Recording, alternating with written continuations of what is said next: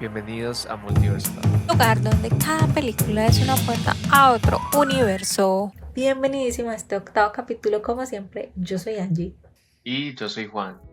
Estamos muy emocionados en esta edición porque les traemos el primer caso del podcast, el famosísimo caso de Ed Gein. Seguramente han escuchado hablar de la serie Monstruo, el caso de Ed Gein, que ahorita está en Netflix. Es una historia muy interesante y nos enorgullece traerla hoy en el podcast. Para ponerlos un poco en contexto, Ed Gein nació en 1906 en Plainfield, Wisconsin, y aunque a simple vista parecía un hombre solitario y tranquilo, terminó convirtiéndose en una de las figuras más perturbadoras del crimen estadounidense. Era conocido por desenterrar cadáveres, guardar parte de los cuerpos y usarlas para crear objetos dentro de su casa, desde máscaras y lámparas hasta sillas forradas con piel humana. Sus crímenes no solo impactaron al país entero, sino que también sirvieron de inspiración para algunos personajes más icónicos del terror como Norman Bates en Psicosis, Leatherface en La Masacre de Texas y Buffalo Bill en El Silencio de los Inocentes. Tengan en cuenta que, y ya voy a sonar como disco rayado diciendo esto, pero no soy muy fan de este tipo de series. Cuando salió la de Jeffrey Dahmer y todo el auge de series de asesinos, simplemente no me llamaba la atención. Pero con Ed Gein es diferente porque reconozco que fue muy importante en la cultura pop e influyó mucho. Yo he seguido muy de cerca los proyectos de Ryan Murphy desde American Horror Story, que yo soy muy fan, para bien o para mal, y desde que introdujo el nuevo formato de Monster, he estado muy enganchada. O sea, desde Dahmer, es lo que fue como lo dijiste, que fue como el boom. Cuando vi que salió la de Ed Gein, obviamente no la podíamos dejar pasar. Pero, ¿qué es lo enganchante? Porque yo siempre he querido como entender. A mí ese tipo de cosas es como la gente que le gusta ver accidentes. Si sabes que hay gente que, tu tío o alguien, yo tengo un tío que le encanta ver como esos videos que pasan de gente que les aplasta una mula a la cabeza. Siento que es ese mismo tipo de gusto. No, yo siento que es, bueno, para alguien que le gustan mucho los documentales como a mí, es entretenido como saber, ¿no?, el trasfondo de la historia, y yo lo veo más como descubrir qué hay en la mente de todos estos personajes populares que se hicieron famosos por masacres, asesinos en serie y etcétera. Es como descubrir qué hay realmente detrás. Pues así lo veo yo. Ok, como entender el trasfondo de qué los llevó a tomar esas decisiones. Exacto, sí, es más como las historias de infancia siempre son como súper desgarradoras. Es entretenido como ver todo el trasfondo de la historia, más que por el morbo de ay, quiero ver a alguien asesinando gente, porque ni siquiera es tan explícito realmente en series como Monster. Claro, pero bueno, no sé si de pronto es adelantarnos, pero ¿tú crees que la serie logró eso? Yo diría que sí y no, porque es complicado ver este tipo de series, sobre todo dirigidas por Ryan Murphy, verlas desde un punto objetivo, porque muchas veces no se retrata la realidad tal cual y como es. Sí, yo creo que la serie se toma libertades. Hay cosas que tú investigas, luego ves documentales y dices, bueno, pero ¿cuándo pasó esto? ¿Cuándo fue que Ed Gein ayudó a derrotar al Ku Klux Klan? Porque es que hay cosas que son muy místicas, y entiendo que Ryan Murphy también le gusta hacer mucho eso, ¿no? Como que le gusta la cosa de llevar a sus personajes a un punto fantástico, como de fantasmas y sobrenatural es la palabra, un punto sobrenatural. Sí, y yo creo que es ahí donde la gente se equivoca, porque la gente le empieza a echar mucho hate de que muchas cosas que no pasaron así tal cual, pero es que esta serie no es un documental ni se vende como un documental. Ryan Murphy se toma demasiadas libertades creativas y, bien como tú dices, quiere convertir los personajes en algo místico. Por ejemplo, la voz de la conciencia de la mamá, desde el inicio como que enfatiza mucho en la infancia de Ed Gein, en la mamá, el hermano, y siento que fuerza un poquito como necesitamos crear un trauma de infancia para que la gente conecte con la historia desde el inicio, porque eso pasa en el primer capítulo. Claro, desde el inicio la mamá y el hermano, sobre todo la mamá, porque pues el hermano se muere en el primer episodio. Spoiler. Super spoiler, sí. La mamá se convierte básicamente en su conciencia, es un eje principal de sus decisiones y influye mucho en lo que Ed hace con sus víctimas, simplemente su modus operandi. Yo creo que para el director era mucho más fácil lo que tú dices, como crear un trauma, como crear una explicación de él es así porque le pasó tal cosa, porque es mucho más fácil hacer eso que decir el man simplemente estaba loco. Y a ver, vamos a poner acá como una pausa para que entiendan mejor. Nos referimos de que el director necesitó hacer eso porque en la vida real no hay ningún hecho ni ninguna prueba que certifique que él mató al hermano. Y en la serie básicamente demuestran que sí, o sea, es como su primer gran asesinato, el primer gran trauma de infancia donde se origina todo, por decirlo así. Claro, y en general a Ed Gein se le atribuyen, o es por lo menos sospechoso de muchísimos asesinatos en Plainfield.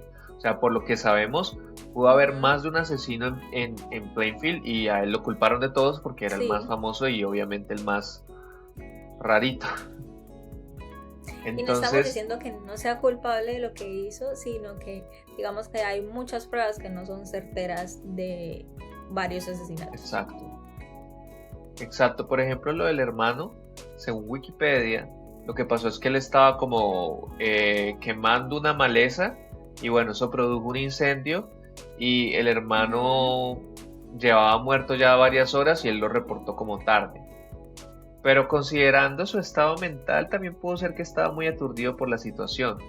Y en la serie, cuando los oficiales le preguntan, él como que se pone todo nervioso y empieza como a negar todo, o sea, algo que haría un culpable. O sea, el director te enfatiza mucho en que él sí lo hizo. En cierto modo, yo creo que romantiza un poco la vida del protagonista de Ed Gein.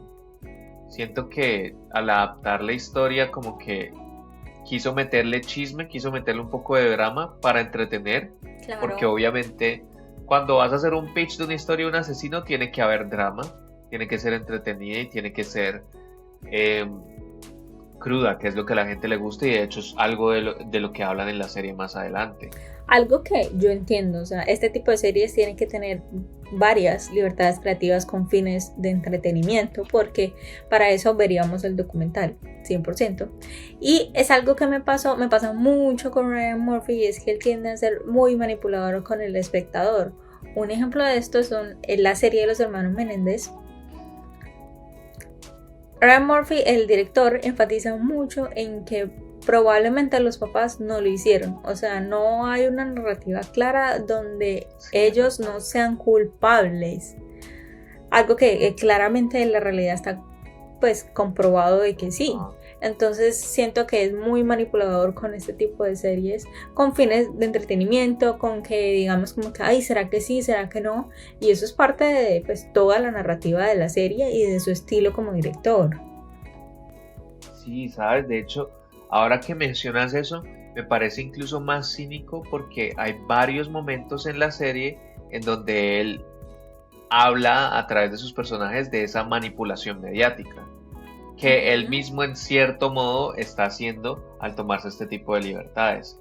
Por ejemplo, al contar la historia de Anthony Perkins, el actor que protagoniza Psicosis, y su relación con Alfred Hitchcock, el mismo Hitchcock contando lo rarito que era, que bueno, es muy probable que sí haya sido, pero pruebas certeras no hay. Es algo muy común en este director, como poner personajes de la cultura popular en este tipo de series. Lo ha hecho con Bill Clinton, con Hillary Clinton, como que realmente no le tiembla la mano para poner este tipo de personajes que son muy populares y cuestionar su moral. Es algo que a mí en lo personal me parece muy cool, como de que no haya cierta censura en eso, sea verdad o no, como que es certero con sus decisiones y los personajes que introduce a las historias.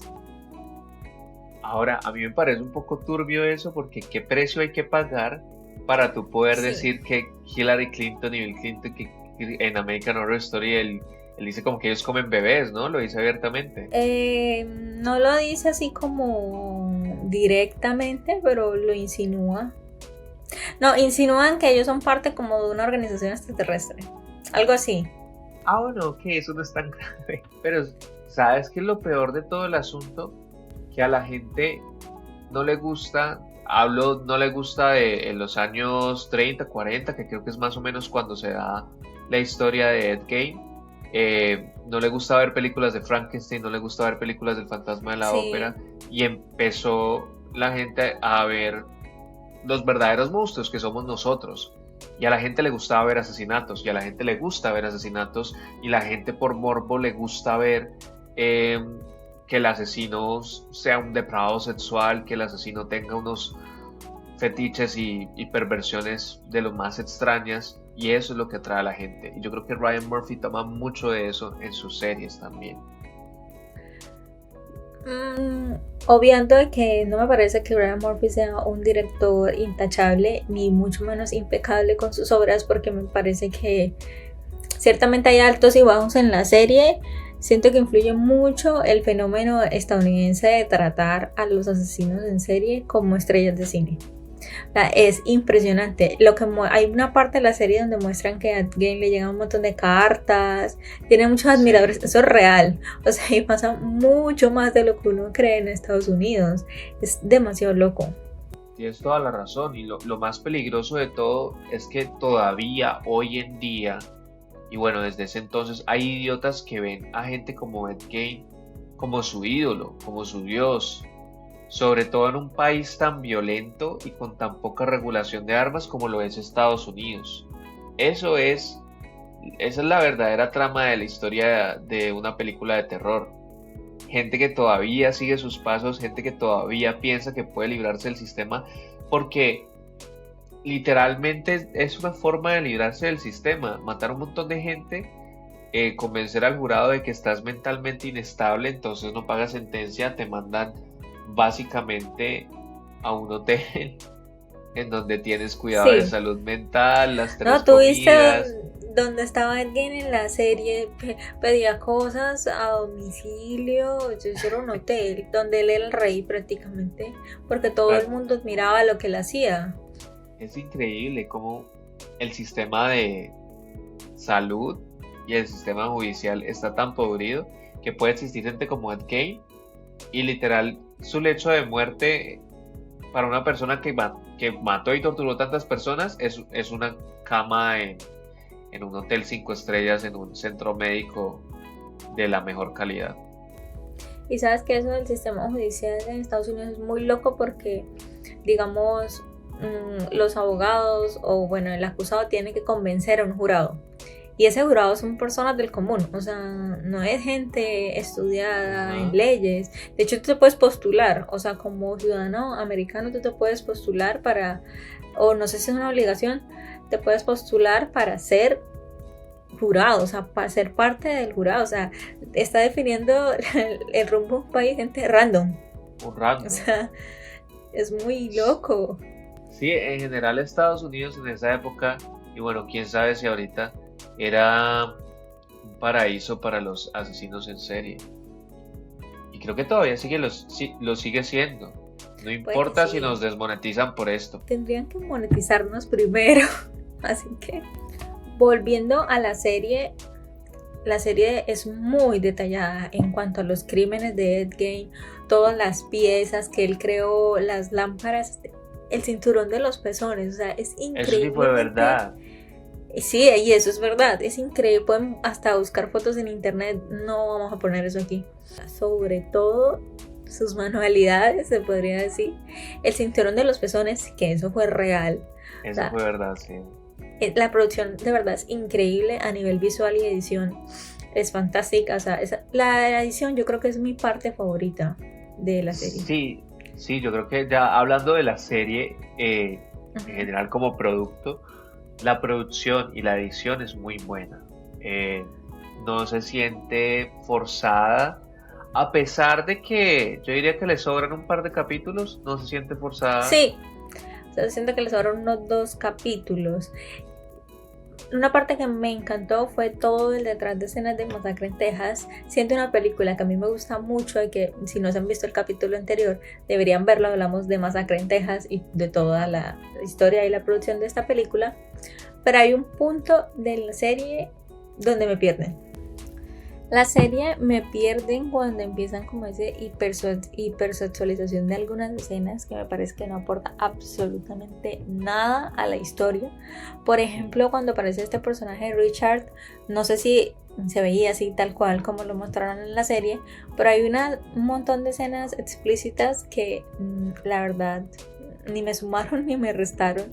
Y ese capítulo parece hasta parte de otra serie. O sea, como que empiezan a hablar de un montón de personajes y como que ahí me perdí. Sí, y de hecho con Richard Speck volví a jugar lo de que la serie se toma libertades, porque no encontré en internet nada que sugiriera que él se hubiese hecho una operación de senos, y lo muestran de manera muy explícita en la serie. Sí, es como su gran atractivo en la serie, por decirlo así.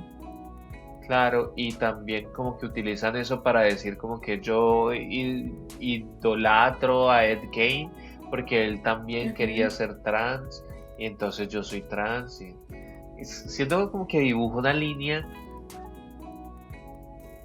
que es innecesaria. De hecho hay una parte donde él habla como con un icono trans. Y le dice que Ed Gein probablemente no sea trans, sino que él tiene como una afición con el cuerpo femenino y por eso lo usa, por eso lo quiere vestir. Sí, y de hecho, pues técnicamente no habló con ella. Nuevamente, en ese capítulo, en los capítulos finales sobre todo, es cuando más se ve como la manifestación creativa de Ryan Murphy, porque hay muchas cosas como que son realmente que él se imaginó. ¿No? ¿Y qué me dices del número de baile? Sí, literalmente hizo como un festival para Ed Gein en el que todos los asesinos lo abrazaban y lo felicitaban y Ed Gein, oh, gracias a todos. Eso nunca pasó, no. Ryan, eso nunca pasó, Mate, eso nunca pasó. Es a lo que voy, la exageración hace parte del entretenimiento y claramente Ryan Murphy lo utiliza muchísimo. Sobre todo en estas series de Monster, claramente hay mucha exageración de la realidad. No está mal, no es un documental, pero siento que hay un límite. Hay un límite en esas libertades creativas, como el número musical, las luces de discoteca, las canciones de la los 80. asfixia autoerótica, eso tampoco nunca hay pruebas de que él, ni que él usara ropa de mujer, o sea, obviamente sí era un poco probablemente lo hizo, pero no hay pruebas. Y pues es que también hace mucho, es muy fácil transversar esa información.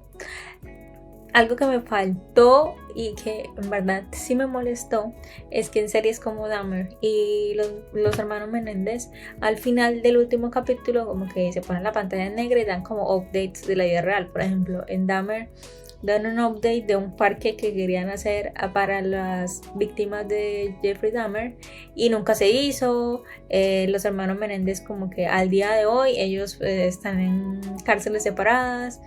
Entonces, yo esperaba un update de Ed Gein. Obviamente Ed Gein no está vivo, pero esperaba un update de cómo él ha influido en la cultura hoy en día, qué pasó en sus momentos finales que no mostraron en la serie. Yo siento que ese tipo de cosas hace que se sienta mucho más realista la serie sin ser documental.